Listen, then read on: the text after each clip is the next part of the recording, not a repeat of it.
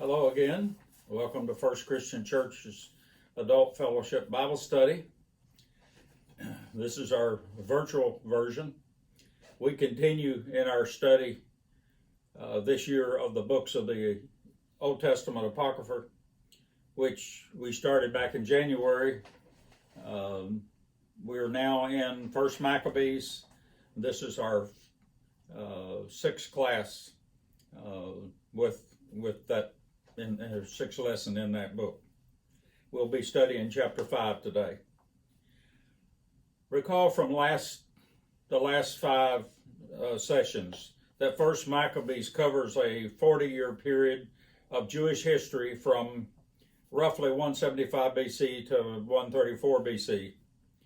This is well after the historical record that's available in the traditional Protestant Jewish Old Testament. Yet it's important and critical because the things that happen in this area, especially what's described in the Maccabees, is going to affect Judaism at the time of Jesus.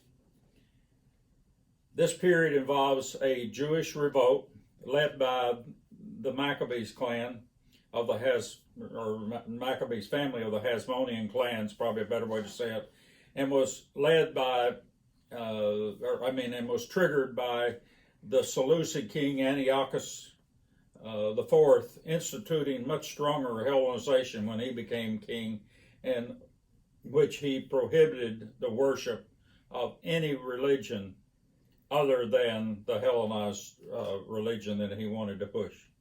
And this included prohibition against the Jews worshiping their ancestral faith, and he converted the Second Temple over into a pagan worship center to worship the Greek gods. This event occurred in 167 to 164 BC and is known in history as the Abomination of Desolation. Last week, we learned the Maccabees-led Jewish revolt had defeated the Seleucid guards and their Jewish contingents in the areas immediately surrounding Judea and in Judea itself, and even had gone so far as to defeat the southern arm of this large Seleucid army, while the main army was north into Turkey. This allowed them to retake the city of Jerusalem and to retake the temple. And during this period of peace, they were able to rededicate this temple, which first required extensive cleansing, purification ceremonies, and then finally the installation of a high priest other than the clan who had been high priest for hundreds of years, and therefore now a Maccabee or Hasmonean becomes high priest. They then established a purification, or after they had the purification, they established in perpetuity a holy season that we know today as Hanukkah, the Feast of Dedication, which is an 8-day feast of dedication that the Jews hold in December annually. Chapter 5 is all about something different, though, in many ways. It's about a war with neighboring peoples to Judah, although not immediate neighbors necessarily. Yes, immediate neighbors, but they go quite far north into what would be modern-day Lebanon, for example. But in these areas, there were Jews that were not under the control of Judah, at least administratively, although they were hoping to continue to practice their historical religion. Once these neighboring Jews became aware, though, that the Maccabees had been quite successful, they then aligned themselves or notified the Maccabees that they were aligning themselves with them and were sympathetic to them and requested their assistance in being rescued from their persecutors. There is some other historical evidence outside the Maccabees story here to support the claims that are made in chapter 5, at least to some extent, and that is that these Seleucids had aggressively enforced the religious decree in areas throughout their kingdom, not just aimed at Jews, but against anyone practicing any religion that was not the specific one authorized by the Hellenization system.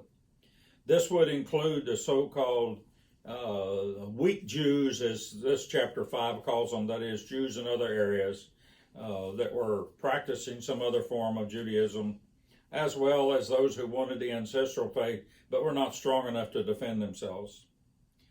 A religious genocide was being practiced, is sort of the idea here, against anyone that did not fall in line with the Greek Seleucid idea here. So some Jews supported Antiochus and therefore changed their faith, or at least outwardly, and others died trying to continue to live and support the ancestral faith. And in this chapter 5, those latter Jews are referred to as righteous Jews. The Maccabees' raids are to free the Jews who are loyal to the ancestral religion and who support the Maccabees' idea back in Judah, or Judea. So this is not ethical or ethnicity-related genocide. It is more religious genocide. These rescue missions for to rescue the Jews, remove them from their Gentile territories, and return them to Judea, was so that they could practice this ancestral religion, which had been reestablished in Judea. So the Maccabees' battles are not in the aim of conquest of land, but are raids to rescue these Jews who want to practice the ancestral faith. Not some modified version of the Jewish faith or some hybrid version of the faith, but the old ancestral faith that dates back centuries. And that's important to understand because there was a lot of variations beginning to occur in Judaism at this time, a lot of different sects of Judaism. Furthermore, the Maccabees do not have sufficient force militarily to conquer and hold foreign lands and still properly secure Judea and Jerusalem. For they are still in a Jew-to-Jew civil war within Judea. The majority of Jews don't support them. After all, they've established a priestly line, their clan as the priestly line, rather than a Zodic line priest, which had been the situation since the time of David. So not all Judean Jews are happy about this situation that the Maccabees have put in place, but they're living with it. Chapter 5 is broken into several subsections, essentially covering each raid, going in the various cardinal directions, more or less, out of Jerusalem. Verses 1 through 8 covers the main raid into Idumea, which is south, and also then east into the areas across the Jordan River, into Ammonite country. Here the authors use the terms descendants of Jacob, descendants of Esau, and Ammonites to enhance the idea that they're replaying David's feats. That's the model anyway, and that this is being relived through a new warrior king, warrior ruler, if you will, in the form of Judas Maccabee. Exactly where these areas listed here are in Idumea is argued among scholars today, quite strongly, I might add. But there is a general idea for the most part that it's somewhere south of Jerusalem and probably closer to the Dead Sea. The bulk of the chapter is taken up by raids to liberate the Galilean Jews, which would be to the north where Jesus spends most of his time 100 years later in his ministry. Jews live in Galilee and then in Gilead regions were claiming essentially a genocide was being conducted against them. They had finally holed up in a few halfway secure locations and asked Judas to come and retrieve them. So Judas leaves a force behind to guard Jerusalem under other Jews and goes north and northeast with the bulk of his force.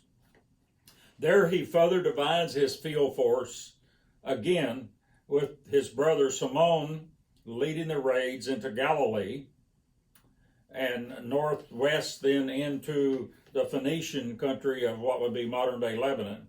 However, the author says little about these raids and just quickly kind of ends it with summarizing that they're successful. But there is much more ink and glorification given to the raids into Gilead, led by Judas and his younger brother Jonathan, which is their raids are north and east into what would be modern-day Jordan against Ammonite people, but also against Arabs in the area that are nomadic traders that live in this area called the Nabateans.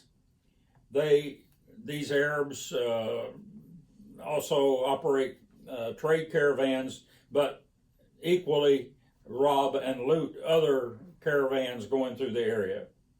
Here, Judas does more than just retrieve sympathetic Jews. He badly defeats these Arabs, then loots their caravans and takes many spoils in their defeat, which, by the way, was against their ancestral faith to do that. During these battles, the Maccabees show their daring and military offensive strength by dividing their army multiple times to increase their offensive ability, which is sound as long as they're not facing a superior force nearby. So Judas here is being displayed as another David. He's a capable general and a very brave warrior. That's kind of the idea that's laid out here. Verse 45 to 54 describes his return back towards Jerusalem with Israelites that they have retrieved on the trips north. It's peaceful at times. It's fighting at times. It's sacking of cities and raiding of people at times. And there's one scene described, a very grisly sort of scene in which large groups of men, women, and children, which we assume to be the Jewish refugees being retrieved, are marching over enemy corpses on their return to Jerusalem in a glorious, triumphant celebration. Verses 55 to 62 describe them returning to Jerusalem, only to learn that those left behind under Joseph and Azariah had not followed instructions to stay put.